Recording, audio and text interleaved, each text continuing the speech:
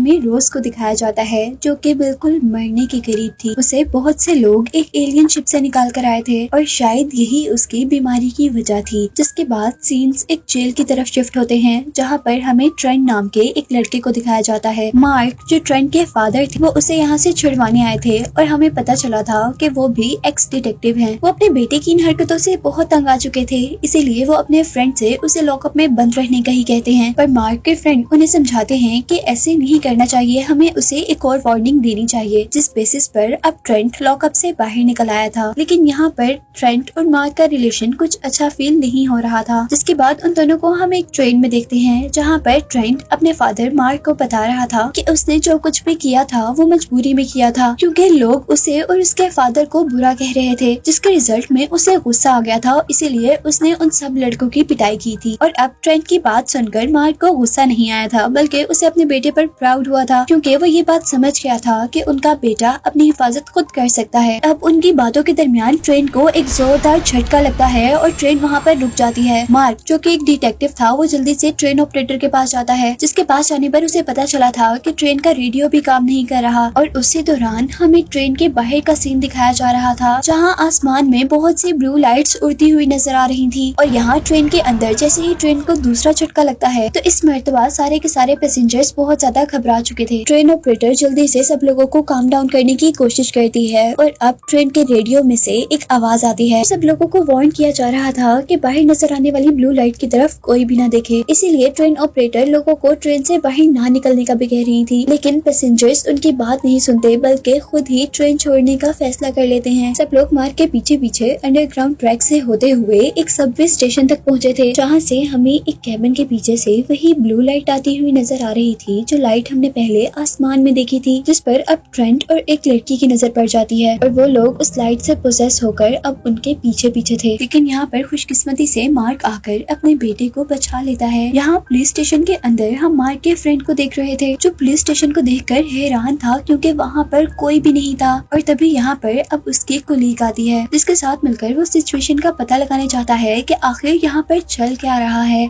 और बाहर जाने पर जो उसने देखा था वो बहुत ज्यादा ही अजीब था, क्योंकि हर कोई ब्लू लाइट से पोजेस होकर एक एलियन शिप के अंदर जा रहा था। जिसके बाद अब यहाँ पर हम सबवे स्टेशन का सीन देख रहे थे, जहाँ ट्रेंट को भी होश आ चुका था और वो सब लोग यहाँ से किसी तरह ब्लू लाइट से बचकर बाहर निकलने का सोच रहे थे। और तभी एक्सीडेंटली वो लोग उसी पुलिस ऑफिसर से मिल जाते हैं जो कि मार्क का फ्रेंड था। मार्क उन सबको बाहर की सिचुएशन बताता है, जिसके बाद वो लोग एक रात यहीं गुजारने का फैसला करते हैं। सुबह होने पर मार्क सबवे स्टेशन की विंडो से बाहर देखने की कोशिश कर रहा था, जहाँ पर उसे एलियन की मदरशिप नजर आती है और बहुत से ह्यूमंस एयरक्राफ्ट भी, जो कि उस एलियन शिप को तबाह करने की कोशिश कर रहे थे। लेकिन उस मदर एलियन शिप के अंदर से छोटे छोटे एलियन शिप निकलते हैं और बहुत से ह्यूमंस के जेट प्लेन्स को तबाह कर देते हैं। लेकिन यहाँ पर अब एक जेट प्लेन ने उस मदरशिप पर अटैक कर ही दिया था, जिसकी वजह से बहुत बड़ा ब्लास्ट हुआ था। और उसी ब्लास्ट के रिजल्ट में अब अंडरग्राउंड सबवे स्टेशन भी 2 पार्ट में डिवाइड हो चुका था, जिसकी वजह से वहाँ पर सर्वाइवर्स भी 2 हिस्सों में डिवाइड हो जाते हैं। और अब कुछ सर्वाइवर्स के सामने एक एलियन शिप थी, जिसके अंदर से ब्लू लाइट निकल रही थी। वो एलियन जल्दी से एक आदमी को खा लेता है, लेकिन यहीं पर मार्क ये सब कुछ देख चुका था। वो अपनी गन निकालता है और उससे एलियन को शूट करने लगा था। और जब उस एलियन की सारी पावर खत्म हो जाती है तो मार्क उस आदमी को बाहर निकालने में भी कामयाब हो गया था। लेकिन उसके 20 सेकंड बाद हम देखते हैं कि उस एलियन शिप ने एक और औरत पर अटैक कर उसका ब्रेन बाहर निकाल लिया था, जिसके बाद वो एलियन शिप दोबारा एक्टिवेट हो चुकी थी, जिससे मार्क को पता चला था कि उस एलियन शिप को एक्टिवेट होने के लिए एक ह्यूमन ब्रेन की जरूरत पड़ती है। वो सभी लोग अब एलियन से बचकर वहाँ से भागने की कोशिश कर रहे थे, जबकि दूसरी तरफ वो तबाह हुई भी एलियन शिप अपने आप को खुद ब खुद ठीक करते हुए उड़ना शुरू कर रही थी। यहाँ ये लोग जो सबवे स्टेशन से निकलकर भागे थे, वो लोग इस शहर से दूसरे शहर तक भागने की कोशिश कर रहे थे। लेकिन तभी उनके पीछे एक बहुत बड़ा सा एलियन आ चुका था और अब यहाँ पर इस एलियन ने सारे ही लोगों को अपने अंदर सक कर लिया था। जिसके बाद मार्क को जैसे ही होश आता है वो अपने आप को एक एलियन शिप के अंदर देखता है, जहाँ उसे बहुत से अपने जैसे इंसान मिल रहे थे। कुछ तो वहाँ पर बेहोश थे और कुछ यहाँ पर मर चुके थे। और वो साथ में ये भी देख रहा था कि एलियंस इंसानों का दिमाग निकाल रहे थे। और अब जैसे ही एक एलियन आर्म मार्क का दिमाग निकालने लगा था तो वो उसे अपनी गन से शूट करता है, लेकिन इस काम के करने से कुछ ज्यादा अच्छा नहीं हुआ था, क्योंकि यहाँ पर एलियंस के लीडर को खतरा फील होने पर उसने सारे के सारे इंसानों को एक दूसरे चैम्बर में कलेक्ट कर लिया था, जिसमें एलियंस ने बहुत सी प्रेग्नेंट लेडीज को रखा हुआ था। और मार्क एलियन शिप के अब उस चैम्बर को जब चेक कर रहा था तो उसके पीछे एक ब्लू आंखों वाला एलियन आ जाता है, जो कि उस पर अटैक करने ही वाला था कि तभी वहाँ पर एक और एलियन आया था जिसकी आईज ब्लू के बजाय रेड थी, जिसने मार्क को बचाकर दूसरे एलियन के सर से ब्रेन बाहर निकाल लिया था।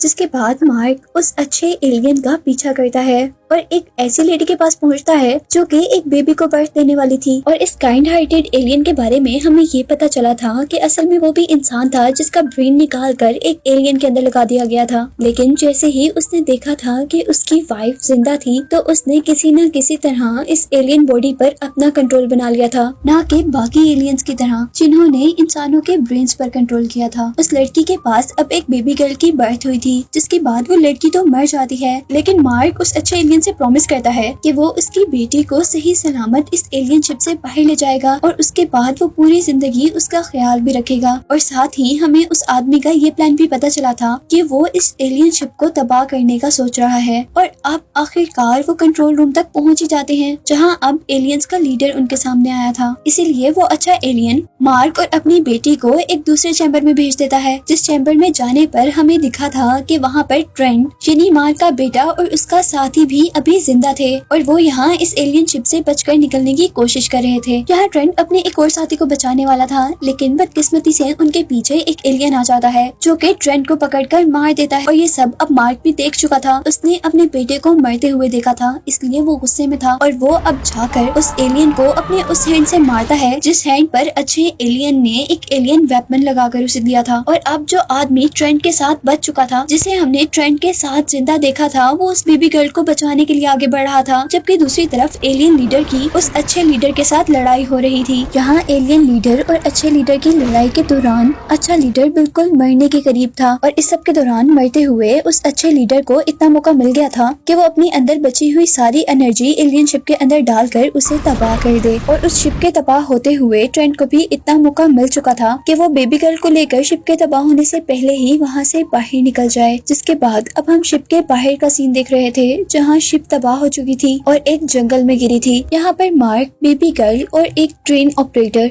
और मार्क का साथी उस एलियन शिप से बचकर निकल गए थे। लेकिन तबाह हुई उस एलियन शिप के अंदर का सीन कुछ यूँ था कि वहाँ पर एलियन लीडर अभी भी मरा नहीं था और वो दोबारा उस तबाह हुई एलियन शिप की हेल्प से एक नई एलियन शिप बना रहा था। इधर मार्क का साथी मर चुका था और वो बेबी गर्ल बहुत तेजी से बड़ी हो रही थी, जिसको अब हम वहाँ के लोकल लोगों के हाथ में देख रहे थे। और रात होने पर अब हम देखते हैं कि मार्क उन लोगों को ह्यूमनॉइड्स के बारे में बता रहा था, यानी उन एलियंस के बारे में बता रहा था जिनको एक्टिवेट होने के लिए ह्यूमन ब्रेन्स की जरूरत थी और इसीलिए ये एलियन शिप ह्यूमंस को इकट्ठा कर रही थी। जिसके बाद मार्क और वो सब लोग आराम करने लग जाते हैं और सुबह होने पर मार्क जब उठता है तो उसके ऊपर कोई गन पॉइंट कर खड़ा हुआ था। लेकिन अब यहाँ पर ट्रेंट के नए साथी ने उसे मार दिया था, जबकि उनके साथ वहाँ पर एक लड़की बेबी गर्ल को देखकर हैरान हो चुकी थी, क्योंकि वो बेबी गर्ल एक रात के अंदर अंदर 5 से 6 साल की बच्ची बन चुकी थी। जिसके बाद अब वहाँ के लोकल लोग मार्क और उसके साथ बाकी लोगों को एक बहुत ही खूबसूरत टेम्पल तक लेकर जाता है, जो कि असल में ड्रग माफिया की जगह थी और वहाँ पर किसी भी पुलिस ऑफिसर का आना मना था। और ये बात मार्क भी जानता था, लेकिन अभी उन्हें सिर्फ शेल्टर चाहिए था। वहाँ जाने पर मार्क उन लोगों से मिलता है और उन ड्रग माफियाज का साइंटिस्ट अब उस बच्ची का ब्लड चेक करता है और उन पर रिवील होता है कि शायद वो बच्ची एक इंसान नहीं बल्कि वो एक एलियन है, क्योंकि उसका ब्लड स्ट्रक्चर काफी अजीब था।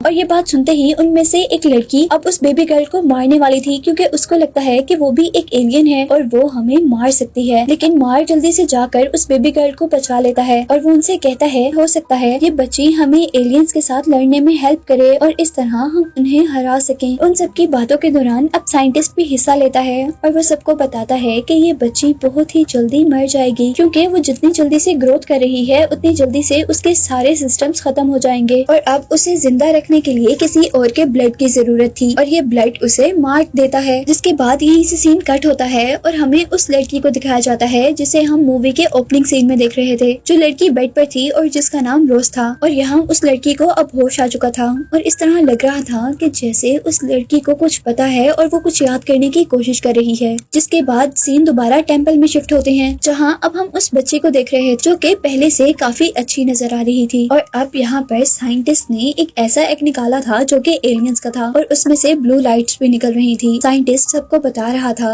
कि वो ब्लू लाइट एक ऐसे मटेरियल से बनी हुई है जिसमें इंसान का ही डीएनए है, ताकि वो इंसानों को पोजेस कर सके। वो बताता है कि एलियंस पहले भी जमीन पर आकर इंसानों का डीएनए लेकर जा चुके हैं ताकि वो अपना ये प्लान पूरा कर सके। और अब उस साइंटिस्ट ने उस बेबी गर्ल के ब्लड से एक ऐसी दवाई बना ली थी जिससे हम ह्यूमन माइंड को, जो कि अब एलियंस के अंदर थे, उन्हें आजाद कर सकते थे। और क्योंकि अब उन लोगों को लग रहा था कि एलियंस दोबारा वापस आएंगे, इसीलिए वो गर्ल्स मिलकर जंगल में एक ट्रैप बिछाती हैं, जिस ट्रैप के अंदर बहुत से बम्स भी लगाए गए थे। और तभी उनके पीछे हम देखते हैं कि एक बहुत बड़ा सा एलियन आ चुका था, जिसके अंदर ब्लू लाइट्स देखकर हम ये तो जान गए थे कि वो एक बुरा एलियन ही है। और वो अब उनमें से एक लड़की के पीछे था। वो लड़की उससे बचकर आगे आगे भाग रही थी, पर अब उसका पाँव एक ऐसी जगह पर रखा गया था जहाँ पर नीचे बम दबाया गया था और उसके पाँव उठाने से वो ब्लास्ट हो जाती। लेकिन वो एलियन को वहाँ से आगे जाने भी नहीं दे सकती थी, क्योंकि आगे टेम्पल था और टेम्पल में सभी लोग थे। इसीलिए वो अपनी जान की कुर्बानी दे देती है और अपना पाँव बम के ऊपर से उठाती है, जिसकी वजह से बम ब्लास्ट हो जाता है और उस लड़की के साथ साथ वो एलियन भी खत्म हो जाता है। जिसके बाद अब हमें पता चला था कि इस एलियन को यहाँ पर भेजना एलियन लीडर का एक प्लान था। उस ब्लास्ट की वजह से एलियन लीडर को उस बेबी गर्ल का पता चल गया था कि वो, इसीलिए वो टेम्पल को अब अपना नया टारगेट बनाता है। जहाँ टेम्पल के अंदर वो लोग भी अब एलियन से लड़ने के लिए तैयार थे। कुछ लोगों ने अपने हाथ में वो सीरम ले लिए थे, जो सीरम साइंटिस्ट ने बनाया था ह्यूमन ब्रेन्स को एलियन से अलग करने वाला। जैसे ही एलियंस उस टेम्पल के अंदर आते हैं तो वो लोग टेम्पल के कुछ हिस्से को ब्लास्ट कर देते हैं, जिससे कुछ एलियंस तो मर गए थे। लेकिन उस ब्लास्ट से एक बुरी बात ये हुई थी कि एक एलियन इन लोगों तक पहुंच गया था और यहाँ पर अब एक आदमी उस एलियन के साथ लड़ता है और उसे मार देता है। जबकि अब हमें मार्क को दिखाया जा रहा था, जो कि एलियन शिप के अंदर छुप चुका था, जबकि बाकी लोग अब बाकी एलियन से लड़ने की तैयारी कर रहे थे। उस मदरशिप के अंदर जाते ही मार्क पर अब एक एलियन अटैक कर देता है, जहाँ मार्क को रियलाइज हुआ था कि जिस एलियन के साथ वो लड़ रहा है